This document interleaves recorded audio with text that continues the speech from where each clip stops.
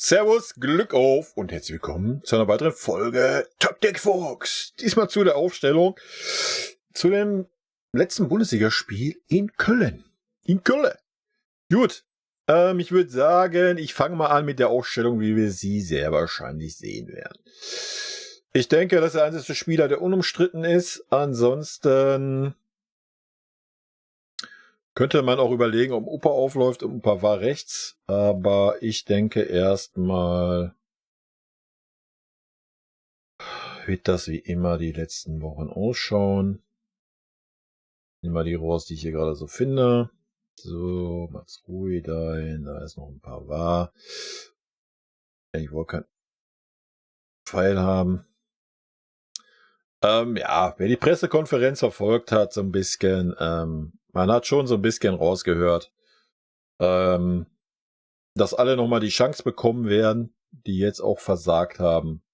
Vielleicht ist im Sommer im Tor. Wir haben aber auch gehört, dass ein Schuppo fit ist. Ich denke, Gnabry wird spielen aufgrund seines Tores, weil, ja, ein Tor ist ein Tor. Ich sehe auch Musiala auf dem Feld. Dann wird es spannend werden. Ich weiß nicht, ob der Tuchel so dumm ist und nochmal Müller vorne auf die 9 stellt, nur damit Müller spielt. Ja, ansonsten wird es schon schwierig. Ich würde einen Coman noch auf rechts stellen. Und ja, ich werde jetzt einfach mal den Schuppo vorne reinstellen für den Müller. Obwohl ich mir da absolut nicht sicher bin. Ja. Das ist ganz schwer vorherzusagen, aber der Rest, denke ich mal, wird schon ungefähr so laufen. Wobei man da, wie schon bei dem Spiel in Leipzig, könnte man halt überlegen, dass man Gnabry auf die 9 stellt, weil er ist mit Sicherheit nicht schlechter wie Müller da vorne und Müller da vorne ist einfach Rotze. Das ist Musiala nach links, Müller auf die 10, Coman rechts, so wie es auch gegen Leipzig gerne gesehen hätte. Aber ja, ansonsten die andere Möglichkeit ist halt, dass ein Pavard nach rechts geht und ein Upa reinkommt. Ja. Aber das ist so die Aufstellung, wie ich denke, dass sie von unserem Trainerteam gemacht wird. Gut. Dann gehen wir mal rein, was ich aufstellen würde. Das ist ja vielleicht ein bisschen interessanter. Ja, ich würde auch immer noch den Ulle aufstellen. Ich würde es aber auch wünschen, dass das auch jetzt passieren würde, einfach als Belohnung für die Saison. Wird natürlich nicht passieren, weil immer noch eine Aussage Tuchel ja immer noch eine gewisse Chance besteht, eine Minimalchance. Und man guckt auf das nächste Spiel, man denkt nicht irgendwie weiter und bla und Sülz. Von daher wird das nicht passieren, aber ich würde den Ulle aufstellen. Für mich wäre auch ein De Ligt da. Ich würde gegen Köln auf jeden Fall mit einer Dreierkette spielen. Muss ich mal eben die beiden Experten suchen. Da ist der erste. Da ist der zweite. Ja, wahrscheinlich wird es dann so ausschauen.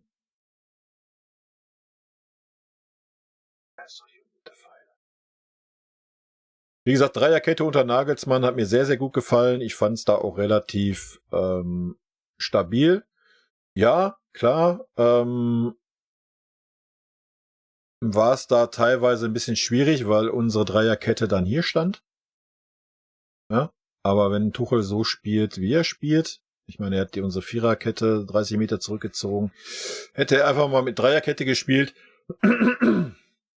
und hätte diese 30 Meter zurückgezogen, hätte uns das super gut getan, weil wir einfach ein Mann mehr hinten sind. Ne? Und auch ein Mann, der rausrücken kann, ne? Und dann die beiden Innenverteidiger halt die Innenverteidigung zu zweit bilden. Ne? Das ist ein Riesenvorteil, weil wir halt einfach keine wirklichen Sechser haben in der Mannschaft. Ja. Dazu brauchst du dann natürlich auch 2 Spieler, die Außenbahn bearbeiten, keine Frage. Ich weiß nicht, wie es mit dem Stunny aussieht. Wenn Stunny fit wäre, würde ich einen Stunny bringen für den Mazrui. Können wir ja mal mit reinnehmen hier. Oder wir machen es andersrum, oder?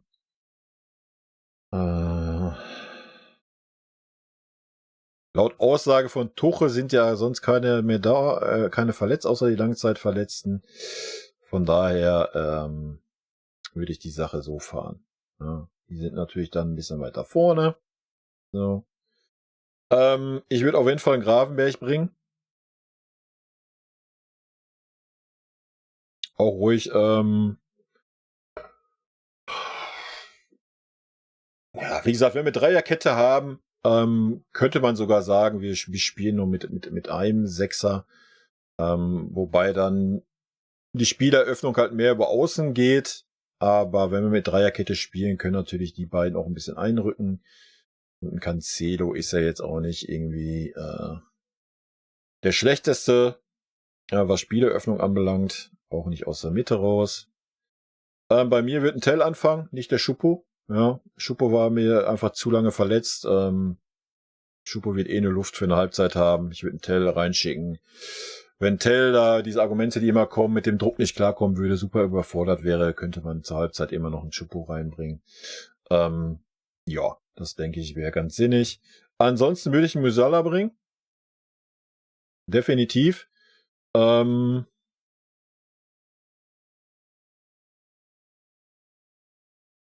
Ja, vielleicht sogar so auf der Posi. Ja. Als 8,5er oder als zwischen 8 und 10 irgendwie, wie gesagt, wir spielen mit einer Dreierkette hinten, da ist es nicht ganz so wild, wenn da nur ein Sechser da steht und im Spielaufbau, denke ich, wird Musiala uns auch die gewisse Sicherheit geben. Würde ich so glatt mal ausprobieren wollen. Kimmich und Goretzka würde ich mal komplett draußen lassen, einfach um mal ein Zeichen zu setzen. Ansonsten würde für mich ein Coman spielen, definitiv auf der rechten Seite. Ja, auch wenn er nicht so die Effektivität hat, oder Effektivität möchte ich gar nicht sagen, nicht so den Eigensinn hat wie ein Gnabry oder wie ein Sané, obwohl ein Sané mittlerweile auch unterirdisch ist, was das anbelangt. Er ackert immer, er gibt Gas und ich würde ihn da bringen. Damit es interessant werden, jetzt haben wir noch eine Position. Ich gucke aber nochmal. Ja, 5, 8, 9, 10.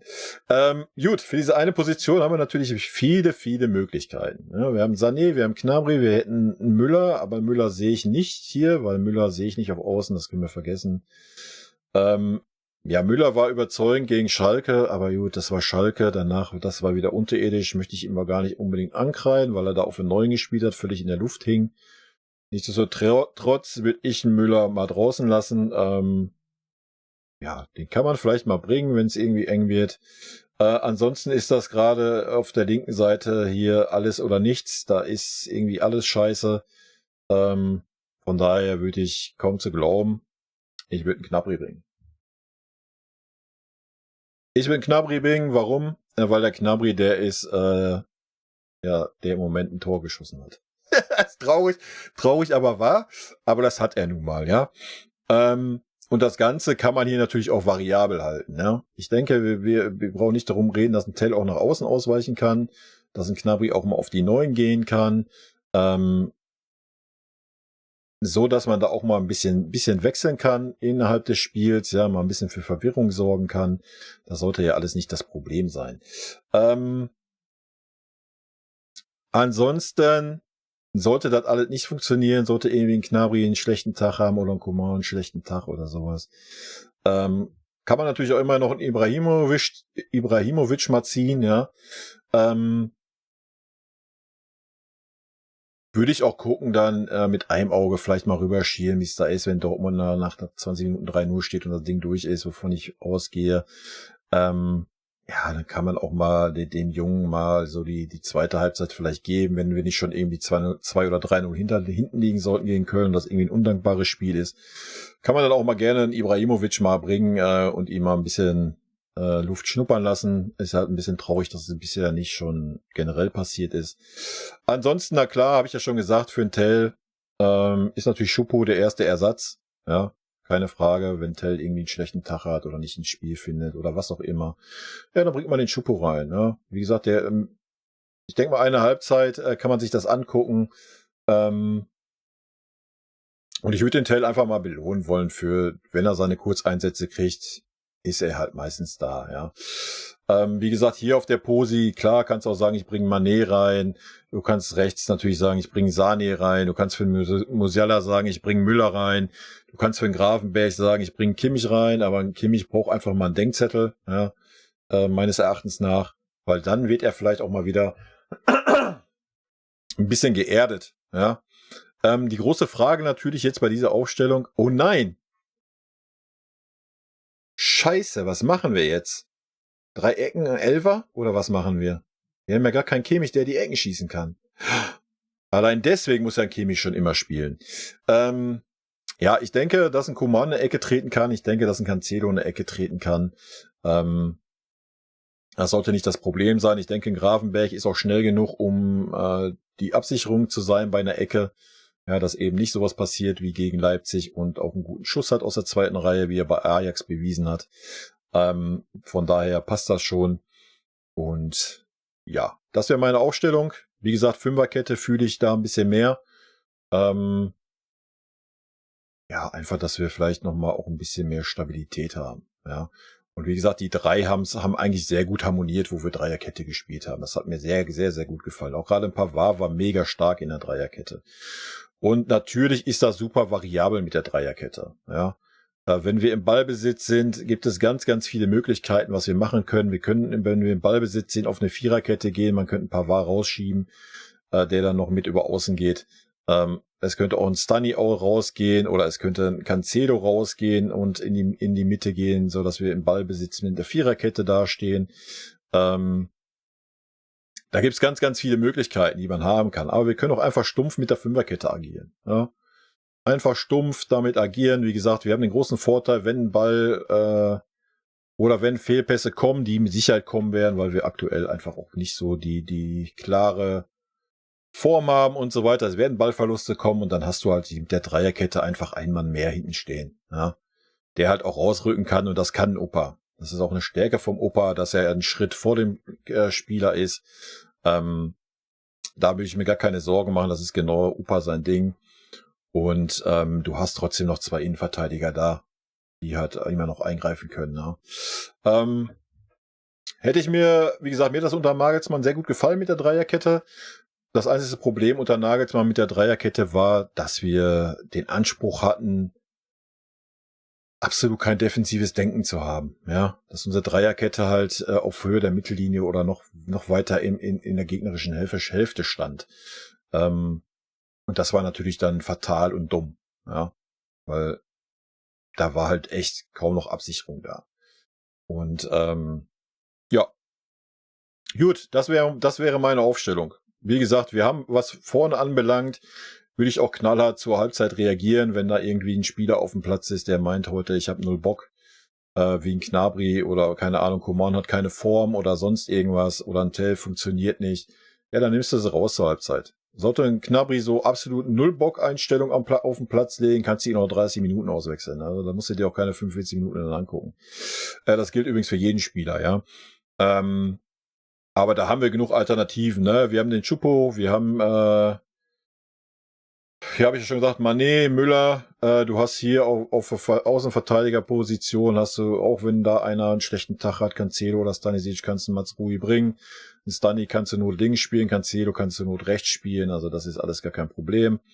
Du hast mit Müller noch mal eine gute Alternative, wenn Musiala irgendwie richtig schlechten Tag haben sollte und so weiter und so fort. Also man sieht ja schon, dass wieder, wenn alle da sind, doppelt besetzt sind. Das große Problem bisher in dieser Saison war einfach, dass viele Spieler immer gesetzt waren. Ja. Und gerade nach dem Spiel gegen Leipzig, was meines Erachtens nach ein Offenbarungseid war von vielen Spielern, muss man diese Spieler dann einfach auch mal rausnehmen. Ja, Punkt. Man könnte hier sogar noch über Gnabry streiten. Ja, bin ich bei euch. Mané hat auch nicht wirklich die Chance gehabt gegen Leipzig.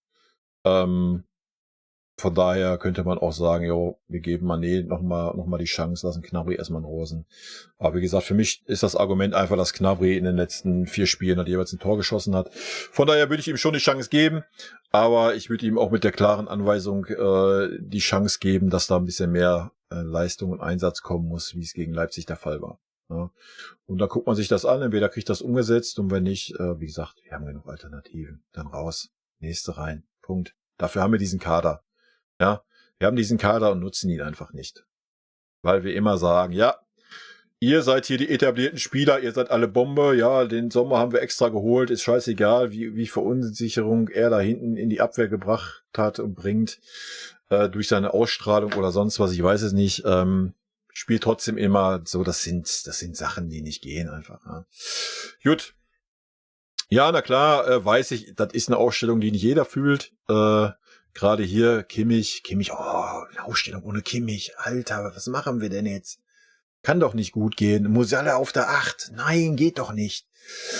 Nochmal, wie gesagt, wir haben eine Dreierkette, ja, es kann immer noch einer vorrücken und Upa ist dafür der prädestinierte Spieler, der rückt sowieso immer sehr gerne sehr weit raus und das kann er dann hier voll ausleben, dass wenn Musiala wirklich auf der 10 ist, ein Gravenberch auf der 8, kann der Upa schön rausrücken, dass er sogar auf die 6 geht und so ein bisschen und dann hast du immer noch den echten Pavard hinten als 2 Innenverteidiger. Ja. Das wäre auf jeden Fall meine Aufstellung und das wäre auch meine taktische Formation oder eine taktische Formationsvariante gewesen in den letzten Spielen, was wir leider nicht getan haben. Wir haben stumpf die Viererkette runtergespielt. Ach komm, das Fass machen wir jetzt nicht auf. Es soll hier nur um das Spiel gegen Köln gehen. Das ist meine Aufstellung. Wäre meine Aufstellung gegen Köln, wenn ich auch nur ansatzweise irgendwie was zu sagen hätte. Es wäre schön gewesen, das mal zu sehen. Auch mal ohne Kimmich und Goretzka mal ein Spiel zu sehen und mal ein Spiel mit einer Fünferkette, wo der mittlere Innenverteidiger dann rausrückt, wenn es nötig ist. Ja, vielleicht in der neuen Saison, wer weiß. In diesem Sinne, haut mir gerne eure Meinung in die Kommentare. Rot-weiße Grüße gehen raus, bleibt gesund, wer Bock hat. Wir sehen uns oder hören uns nach dem Spiel in Köln wieder. Tschüssi.